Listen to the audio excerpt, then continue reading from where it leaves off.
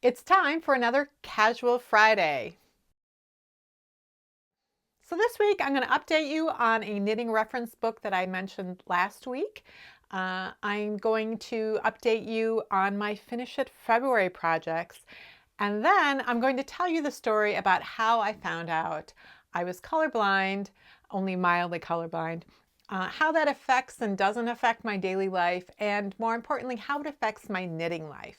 Just like with my Technique Tuesday videos, I'll have links down in the description box to take you from section to section in case you'd like to jump forward. So last week I talked about my knitting reference library and some of the general knitting reference books that I really liked. And one of the books I talked about was Vogue Knitting's Ultimate Knitting Book. And I talked about what I thought was really good about it. And then I said what I thought was really bad about it, but that it was out of print and it might be available used somewhere, and that I really did think it was worth getting as long as you knew what you were getting into. Well, I had a number of people immediately comment down in below the video, and then also in my Ravelry group, Rox, that there was actually a brand new edition that had just come out. And the official pub date on the book was February 6th, and my video last week went up on February 9th. So I think the book had been available for several weeks, but the official release date was a week ago, Tuesday. So on Saturday, I ordered a copy off of Amazon, and it came on Sunday. We have a warehouse here in town, and so if they have something you order off Amazon at the warehouse, they just send a white van to deliver it. So it's an expanded edition. So this is the third edition of the Vogue Ultimate Knitting Book. The first edition came out in 1989. The edition that I used when I was researching for the Master Hand Knitting program, and that I still sometimes refer to today, was published in 2002. So this is the 2018 version. And the reason it's so good, the reason that some of the older books maybe weren't as good as they could be now, is because of the internet and the way the global knitting community has come together to share their expertise with each other. So our knowledge of different techniques has greatly expanded, and those older editions of the books don't reflect the new techniques that a lot of knitters use. But this book really is an excellent contemporary knitting reference book. The issues that I had with the decrease section completely eliminated and vastly improved. Every decrease is paired with its, and increase are paired with its mirror. The common names are used for those increases and decreases, unlike the old edition. They also include the purl version right next to it for these various different decreases. So that's great. Rather than talking about only wrap and turn short rows, it includes yarn over short rows, Japanese short rows, and German short rows, which they list as double stitch short rows. They have things like in the design section, like shawls are extremely popular right now, and there's different shapes and techniques for creating them. And this book shows you how you can use short rows to create all of these different shapes. So it's really is a comprehensive book for today's knitter. So I do really recommend this new version. I still wouldn't recommend to anyone that they only will ever need one reference book. I mean, that's what Vogue is claiming that this book will do for you. But it still doesn't have everything, and it's not going to continue to have everything, even if it did today. So I always think that looking in multiple sources is a good idea, just to get different perspectives on the same technique, because sometimes the same technique will be presented in two different ways, and sometimes you'll just find yet another technique that doesn't exist in one book but is in another. Okay, so let's get on to the Finish It February. I would say this has been, in many ways, a 2 steps forward, 1 step back week for me. In some respects, I made a lot of progress. I have a blanket that I did all of the seaming on, and I just need the border, but that's not done yet. I have been working on my gray cabled cardigan. I'm partway down the second sleeve, still not done with it. And I had one project that really, for the past couple of years, it's needed something that's probably no more than a half an hour of work altogether.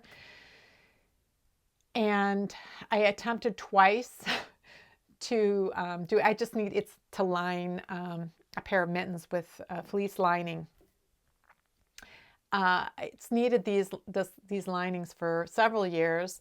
So this past fall, I did a video on how to line mittens with fleece so that I could actually get these mittens lined. And I made one lining for one of the mittens, but then I made linings for 2 other different types of mittens and showed all the different ways that you could line mittens depending on what type they were. And I never finished lining this pair of mittens. So I cut out the lining and then realized I cut it out wrong. Cut it out a second time with a different color. The color doesn't really matter because it's going to be hidden inside. I sewed it, then trimmed it, and then realized I had made one for the right hand and I needed one for the left hand. So at that point, I just put it in a timeout. When I make 2 boneheaded mistakes in a row trying to do the same thing, I just had to put it to the side. So I know now what I have to do, but I just didn't have I was too mad. So I put that one to the side. And then the third thing is I really, really, really wanted to finish this cardigan that I knit in 1990. I'd knit all the pieces for, and I sort of half seamed it together, and it just needed the other sleeve seamed in and then the side seams, and I had to sew the collar on and then do the button bands. So it was really actually pretty close. So I don't know that I'll ever wear this sweater. By this point, it's pretty, out of fashion, and I'm almost 30 years older, so I don't even know if it would be appropriate for me. It's probably not a good color on me. There's a number of reasons why I haven't finished it, and I could continue to not finish it. But I decided, I'm really close. I'm just going to do it. So I took a look at it. I examined the existing seams, the 2 shoulder seams, and then the sleeve, the seam that attached the sleeve to the armhole. And they were not particularly good. This was, I was a good knitter back then. I was not good at seaming. And I looked at the pattern to see what it said. It said to use back stitch to seam the shoulder seams, which I had done, and it didn't look great on the right hand side. And then I looked at how I attached the sleeve, and I recognized what it is. It's blanket stitch. I think that's what it is. Maybe it's a hemming stitch. If I were going to use that today, I'd have to look it up. So I know I looked it up back then, and it too didn't look great. So I took the seams out, and it took a while because I really had done a good job weaving in ends and bearing them. So I got it all taken apart. I decided instead of seaming the shoulders again, I was going to use the 3-needle bind off like I demonstrated in the Technique Tuesday video earlier this week. So I had to undo the bind off and then get live stitches on. And then I noticed, because when you bind off, you have to bind off at the beginning of a row, so that if you have one piece and you need to bind off at one end here and one end here, one of them is going to be on a right side row and one's going to be on a wrong side row. So those 2 edges are going to be 1 row off. So I had ripped everything out. I thought, I'm going to make everything match exactly. So everything's on the exact same place in this little cable pattern that was coming up the shoulders.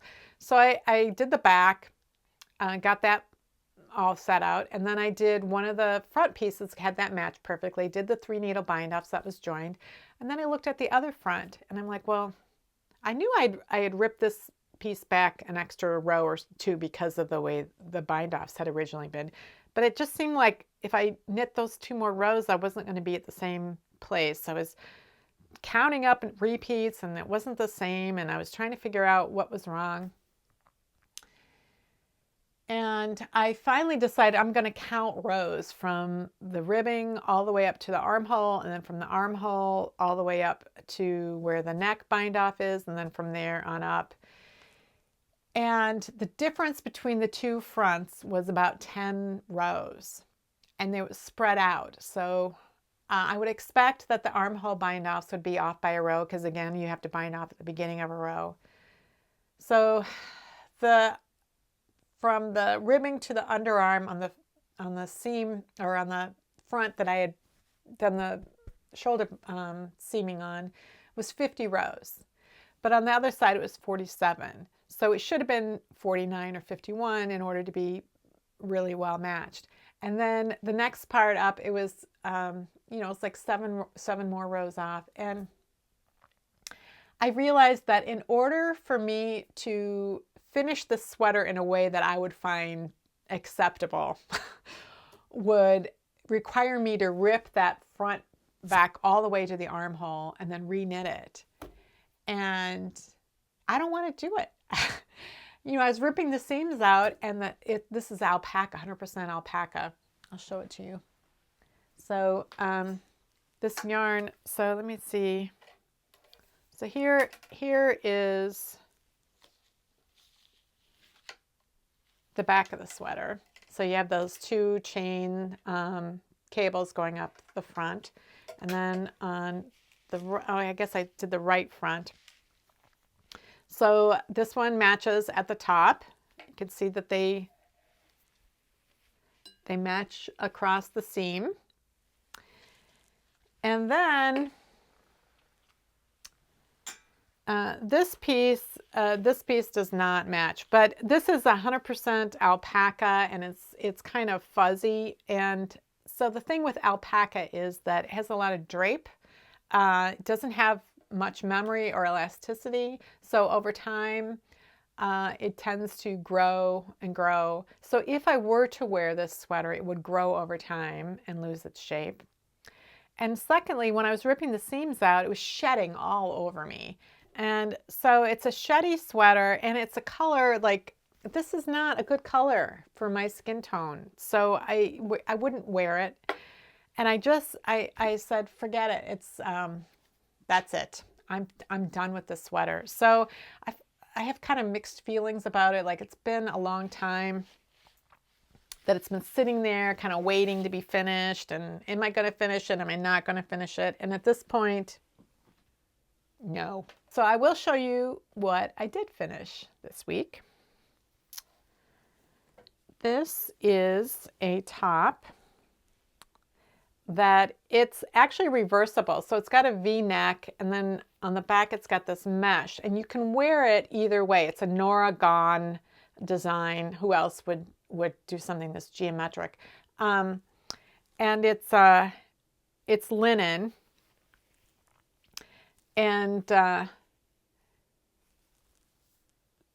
the shoulders are joined with a 3-needle bind-off done on the right side of the work, but it's I did it in a way that kind of finesses it a little bit, that keeps that bind-off chain flat, and that's a technique I'm going to demonstrate in next Tuesday's technique video. So I really like this. I originally wanted to make this to wear to my daughter's college graduation last spring, and I got all the knitting done. I just had weave-in ends, do the seaming, and it was so close to the event. I couldn't get it done. And then I didn't have the heart to finish it and wear it last summer, since I couldn't wear it to her graduation. But I'm looking forward to the summer now, and hopefully I'll be able to wear this 3 months from now. It's February, March, April, May, 3 months. Maybe, probably more like 4 months. Oh, that's so disappointing. 4 more months before I'll probably be able to wear it. So that is the one thing that I did finish this week. So now I thought I'd tell you the story about how I learned I was colorblind. It's not terribly uncommon for men to be colorblind. I think something like 8% of men are colorblind. But women, it's far less common, like 0.5% of women are colorblind. My guess, and I haven't looked this up, I really should, but my guess is that for women who are colorblind, they're less likely to be, that doesn't mean they won't be, but they're less likely to be as severely colorblind as men can be. It doesn't mean that they won't be, but again, my feeling is that they tend to have more mild color vision issues, which I'll kind of talk about in a second. So my mother knew that there was color blindness in our family. She knew that her maternal grandfather was red-green colorblind, like pretty severely red-green colorblind. And she also knew that she had a female first cousin who was pretty severely red-green colorblind. And she knew that my grandmother that carried the gene for colorblindness, although she wasn't colorblind. And the reason is because my great-grandfather was colorblind, had one X chromosome, and colorblindness is carried on the X chromosome. So when he had children, each of his daughters got his X chromosome that carried the gene for colorblindness. Now my grand aunt, Elsie, my grandmother's older sister, married a man who was colorblind. So his X chromosome for colorblindness and Elsie's, the X chromosome, she has two X chromosomes and one of them carried the gene for colorblindness. She gave that one to her daughter. So her daughter had two genes for colorblindness and was therefore colorblind. So my grandmother also received the X chromosome for colorblindness from her father, but she was not colorblind because the X chromosome she got from her mother did not have colorblindness. And for women to be colorblind, they have to carry the gene for colorblindness on both X chromosomes. So that meant that my mother, who was an only child and female, she got one X chromosome from her mother, but she didn't know which one she got because my mother is not colorblind. She got an X chromosome from her father, and her father is not colorblind.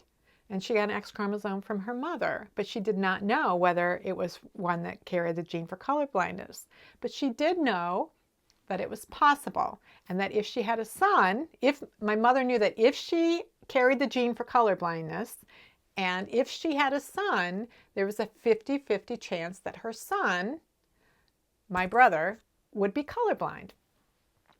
Now, the reason my mother was like sort of pretty aware of this is because my brother and I were born when our parents were in graduate school. My dad was getting his master's degree in mathematics. My mother was getting hers in corn genetics. They were at Iowa State, so she was doing corn genetics.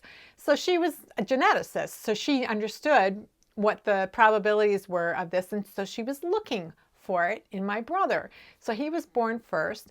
So when he, was a couple of years old and he had a dozen or so words, he had one color word, and that word was orange. They'd say, "What color is this?" "Orange." "What color is that?" "Orange." So they thought, well, maybe he's colorblind.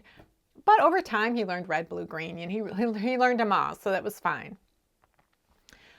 Well, then I came along. They weren't really all that concerned for a couple of reasons. In order for me to be colorblind, my father would have to be colorblind. And there was no suggestion or mention ever that my father was colorblind.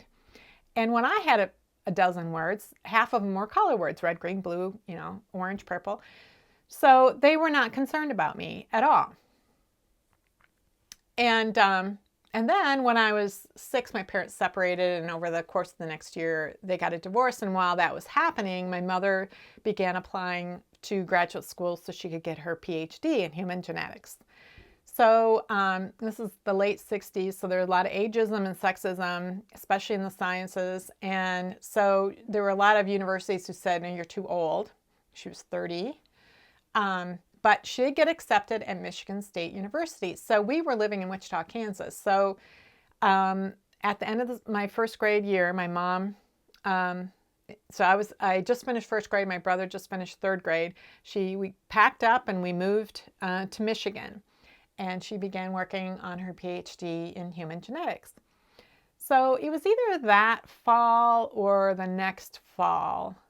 I'm not sure. I know it was in the first year or two that we were in Michigan. My brother got a new winter coat, and he was really happy with it. It was this cloth coat, double-breasted buttons. And he and my mother were going on and on about what a beautiful color it was. I mean, I knew what color it was. It was maroon.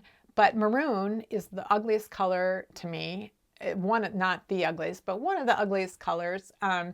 Brownish with, you know, some red in it, but really brown, just ugly.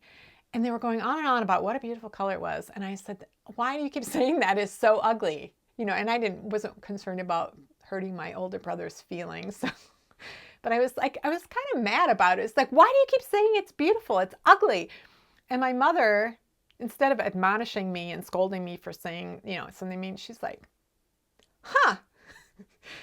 And so she took me into the lab and took me into one of our professor's offices, and he had those Ishikawa color blindness books. The Ishikawa test is like they're circles, and then inside the circle are these little colored dots and you're supposed to be able to see a number or a shape, depending on if you're doing it for little kids or people who can read. And at the end of it, he said, well, she's got a little bit of color blindness in the red, you know, pink area. And but didn't mention green. And so I was like, oh, that's interesting, you know. And as I got older, that's when I realized, but my father would have to be colorblind in order for me to be colorblind. And just spoiler alert, this is not a story about how I learned who my real father was.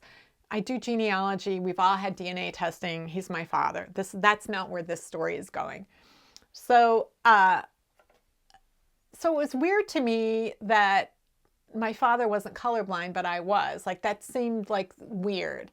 But because we had moved halfway across the country, we only saw our dad like 3 weeks every summer, and then 2 weeks every other Christmas.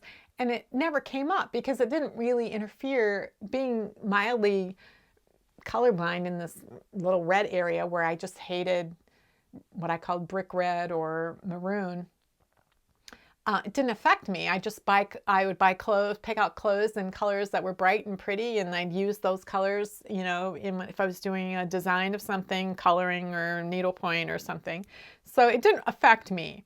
But I was aware of that. And I always had that in the back of my head. Well, shouldn't my father? But why isn't my father color? Then I would say, well, maybe I'm not like super color. It's like a weird kind of colorblind because I'm not red-green colorblind. I'm just red colorblind, you know. So I didn't think about it too much. It didn't really affect my life. So then when I was in college, one summer I stayed in college. I had a job on campus cleaning dorm rooms with 2 other girls. We would go. This is the largest dorm on campus. I think there were like 1,000 rooms or something like that. And each day, you know, we'd go room to room, and it's the same layout. It was the same thing all summer long on cleaning these dorm rooms. And then my housemates had gotten subletters because they had gone home and gotten jobs over the summer at home. And so I was sharing the apartment with these 2 guys, and one of them one day was going through all his clothes. He's getting ready to get to donate things to the Goodwill, and he was sorting through it all. And he had a rugby shirt that, you know, was older. It had been washed and worn and soft, but it kind of faded. And he said, "Hey, Roxanne, would you want this rugby shirt?" I said, "Sure," because I'd always wanted one. And your rugby shirts, they have a white collar and they're long sleeves, and then they're striped. There's 2 colors. And this one was red, and then it was some really dark color, but it had been washed a number of times, and so it's faded. So it was one of those things where you can't tell navy from black, and I was like, I couldn't tell what color it was, and I was looking, trying to figure out. I was holding things up to it. No, it didn't look like either. But, you know, it was kind of colder day, and then a couple days later, so I wore it to work to clean out dorm rooms, this long sleeve shirt. And so, you know, we're all sitting there doing our thing, cleaning windowsills and mopping, you know, doing all that stuff. And I kept looking at the shirt, and I said, "You guys, is this navy or black, this stripe?" And they both kind of put their sponges down, and they looked at me, and, "You're kidding, right?" And I'm like, no, it's been washed, it's faded. I can't tell whether is it black or navy. I'm like, "It's green." I'm like, no, it's not. It's not green. And I looked at it, and I was like, "It's not green." I'm like, yeah, it is. And I'm like, well, they don't know what they're talking about. So it's faded, they can't tell. So that night, Jeff came home from wherever he was, and I said, "Hey, Jeff, what color are these stripes?" He's like, "Red and green." I'm like, "What?" So it was middle of summer, so it's still super bright outside. So I ran outside in the sweater in the bright sunlight. I'm looking at it, and having been told by 3 different people that it was green and being in a very bright sunlight, I could just barely detect a little hint of green in the darkness.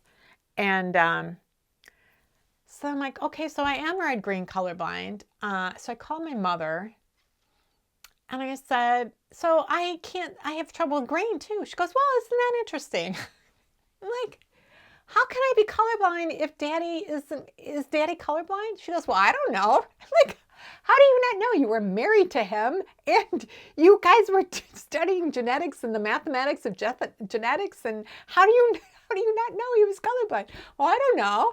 So then the next time I talked to him, because it was on my mind, then I said, do you have trouble with, are you colorblind at all? He's like, oh, I have a little trouble with some shades of red and some shades of green. Like, but I don't, I never asked him when he figured that out. So he may have been an adult. He may have been after my parents divorced that he realized that he had trouble with some certain colors, because but he's very artistic. He used to mix his own paints and do different things. So obviously I got whatever version of colorblindness he has, I got his. And I did not get a really severe red-green colorblindness like my mom's cousin had and her grandfather had. And so that was something that I was puzzling, and I once I had the internet available to me, I would search about color blindness every so often. And I asked a question on some kind of online forum a couple of years ago, and asked about like, why did I get the mild version? Why didn't I get the more severe version? And the answer was the better gene always wins in this case. So for women, you have to have 2 genes for color blindness. So you have to get it on each of the X chromosomes in order to be colorblind. If you only have it on 1, you won't be colorblind. So the good gene wins on this. And so because I'd gotten one for very mild color blindness and one for much more severe color blindness, the good gene won. And so I can see red and green. Red's my favorite color. Obviously I wear green. But there's just certain shades of red and green. And if it's very pale or very dark where there's not a lot of the color in it, then a lot of times I can't tell. So like a lot of cars are weird colors, and so there are a lot of car colors. I'll just say to my husband, it's a dark, that color is called dark. And then the people who live across the street have a very house I would say is no color. It's like obviously not white, it's not beige. It's just like no color, but they have green shutters. So a few years ago, as a holiday gift, I asked for some of those Enchroma sunglasses, thinking, well, maybe this would help me with like yarn colors. But they're sunglasses, and the answer is no, they don't. They don't actually make you see colors the way they truly are, as they sort of advertise that.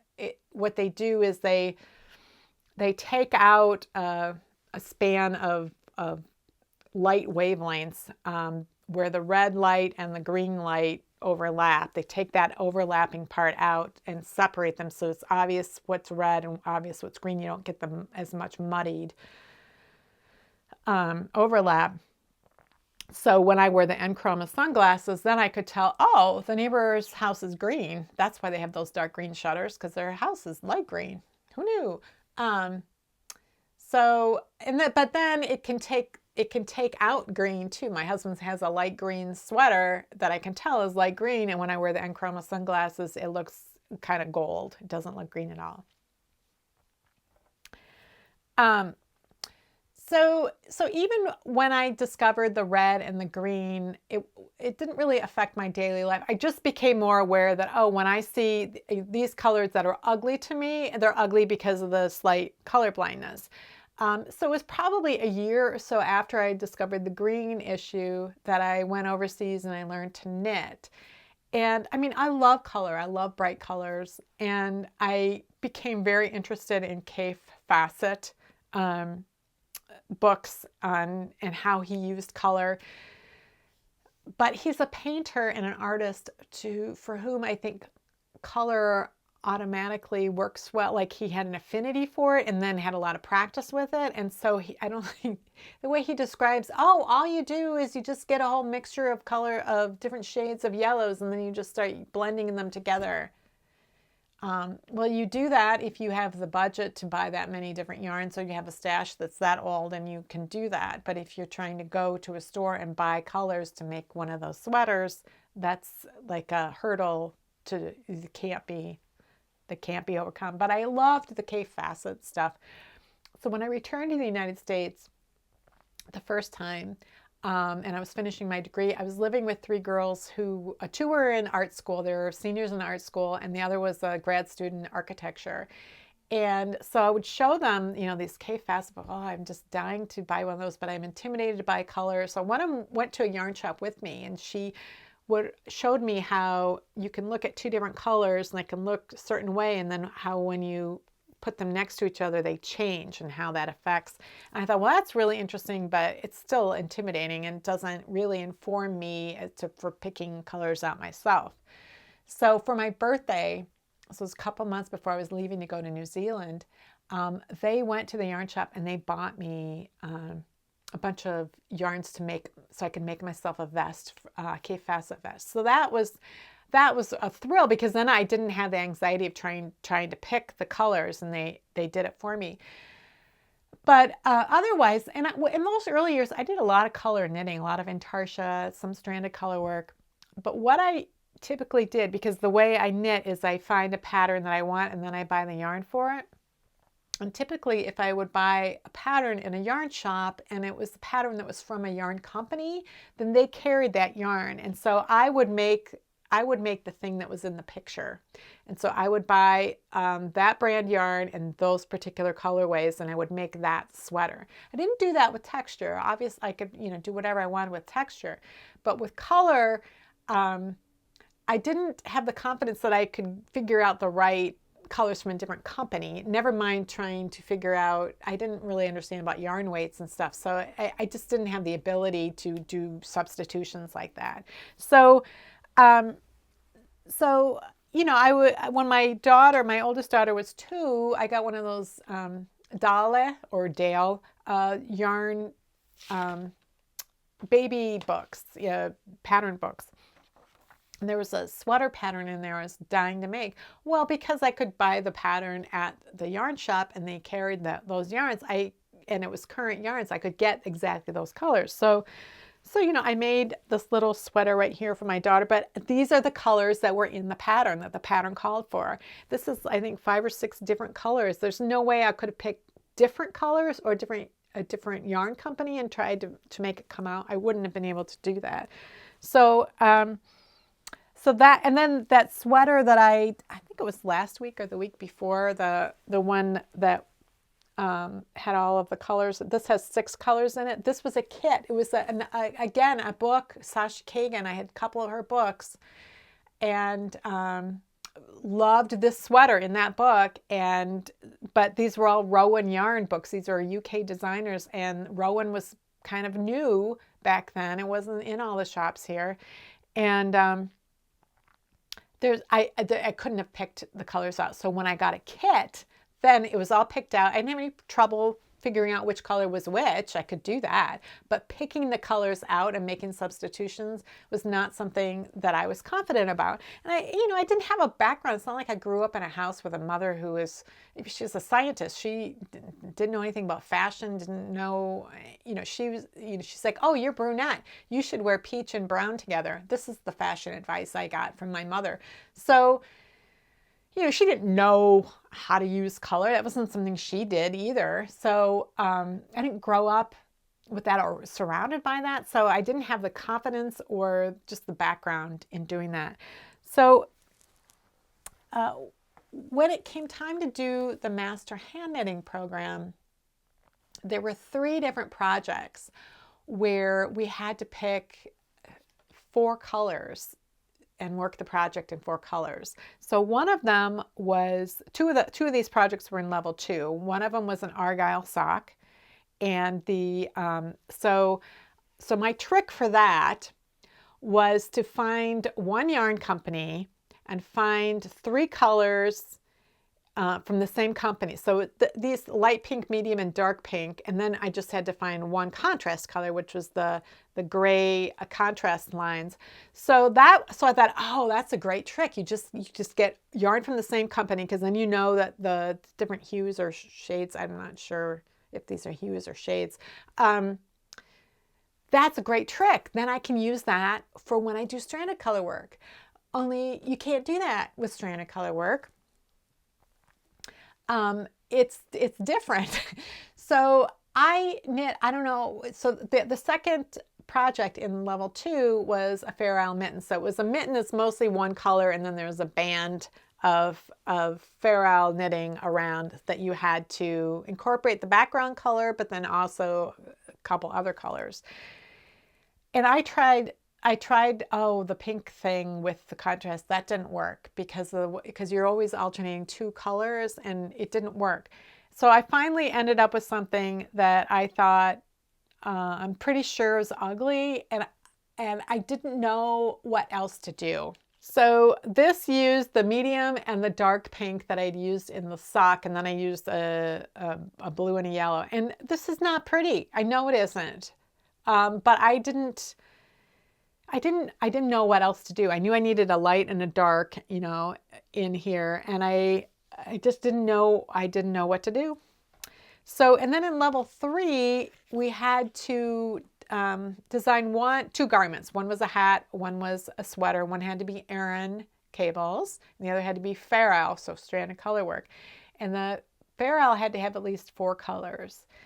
So by that time, I kind of figured, okay, well, my strategy is like a light and a dark that are the same color but different shades. So same company, same colors, just different shades. Then I'll use a natural color, just so like basically like using white. And then I just have to find one more color. And I could not figure out how to do that. So I went to the shop, and the manager there, I asked her, I'm like, okay, here's the 3 colors I have. I need one more color. And she picked out this chartreuse, which was a beautiful color, and it worked really well with it. And I was like, never in a million years would have picked that, but it worked. And so you just get the little pops of the chartreuse in there every once in a while, and it worked. And then I took a class at Yarn Over last year from Deborah Newton. She's a designer. And I had a book of hers called Designing Knitwear that I bought years ago that was very helpful to me. And so I took a class from her, and it was on stranded color work. And it was on like designing with stranded color work. So I thought I'd really like to take that class from her. And one of the things that she talked about was that she had been with some other designer at some point who said, anytime you find chartreuse in a yarn shop, buy it, because that goes with anything. It will pop anything. So I thought, oh, well, that's what was going on in here. So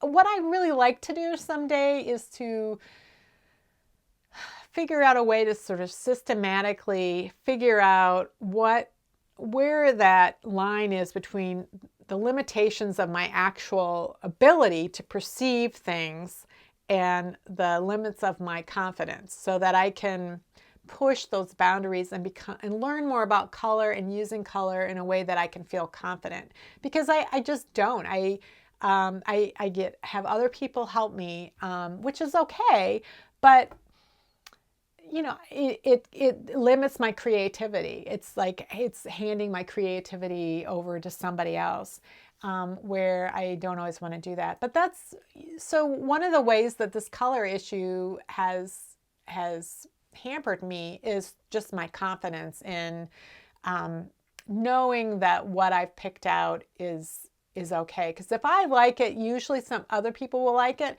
But if I had picked out that chartreuse and thought, oh, that's going to be real, I would not be confident about it at all. And So I do a lot of single color or like tonal texture work instead. And I love texture work, but I'm a lot more confident about it and how to use it. I have had a lot more practice, and that's where some of the confidence comes from, in using it, manipulating and figuring out. And I have tools for figuring out things with texture that I don't necessarily have with color, like, using Fibonacci series to figure out how to create panels of cables of different widths that I know are going to look good together. You can do that to some extent in color as well, but it's just a more concrete way of me figuring things out, I guess.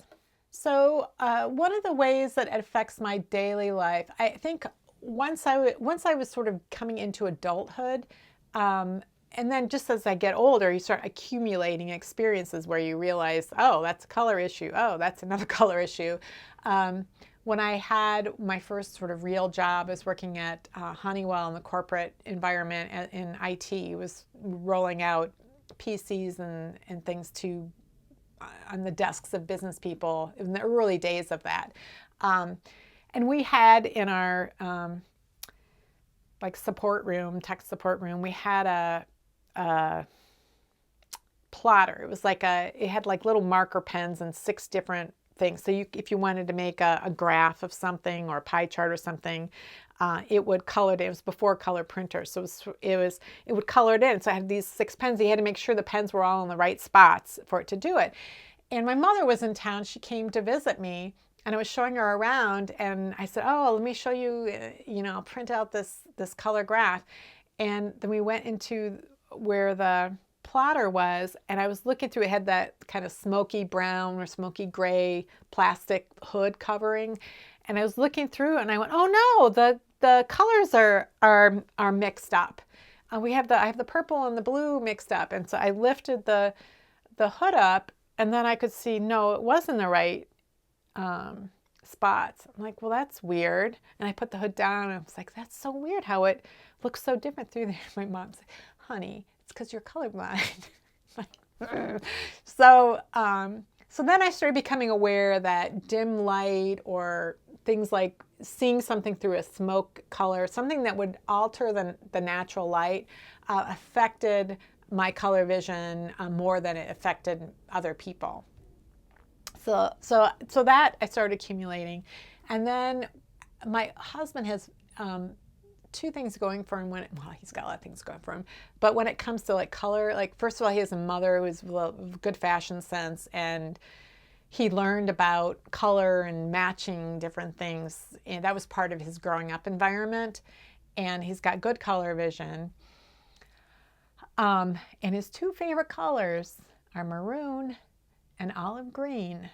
And so when I met him for the first time, this is like before internet dating, I'd put an ad in the Twin Cities Reader personal ad, and he answered it. And so we agreed to meet at this restaurant. And so I was waiting for him in the entryway, and he walked in. He was a really nice guy, and we got along really well immediately. And I remember thinking, he is such a great guy, but that is such an ugly sweater. Because he wore his favorite sweater to impress me, and it was like maroon and olive green. So it probably affects his life a little bit too, because he doesn't like to wear those colors, because he doesn't want me to think that they look ugly on him. So, but he will make me aware. Like if I would have been shopping by myself, I would have seen something, ugh, that is so ugly. But now I know to say, is that green? And he'll say, yes. I'm like, ugh, it's that ugly green. So he has made me more aware of what I'm seeing and what I'm not seeing. Those Enchroma sunglasses made me aware of how hard I work when I'm driving. Because when I wear the sunglasses, I'm more relaxed. Like I'm always looking for stop signs. Stop signs are a pretty color of red to me, but they're a dark red.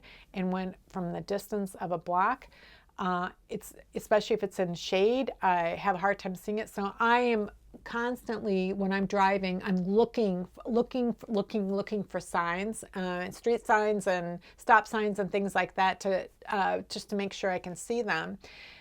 Because I can't see them, they're not obvious from a far distance. But then chroma, they're bright. It's like I don't even have to look for them because I see them before I'm even looking for them. But there's an emergency, these big red emergency signs near the lake where I live that I never noticed because I wasn't looking for them. But once I wore the sunglasses, I was like, I'm like, oh, I didn't know there was an emergency call box there. And then the street signs in our neighborhood or in our city, if it's a snow emergency route, so they're the first roads that get plowed after we get, say, 2 inches of snow or more, those street signs are blue, and all the other street signs are green.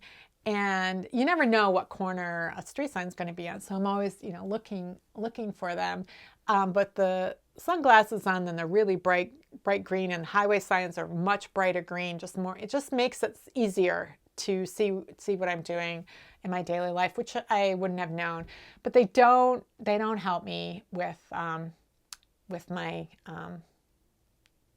picking out colors for knitting, which is kind of what I was hoping they would do. So I think that's about it. If you have any questions about that, I could answer them maybe in a future episode. Or you can, in my Ravelry group, you can ask me questions there too. And my Ravelry group is Rocks. So thanks for watching. I'll see you next week.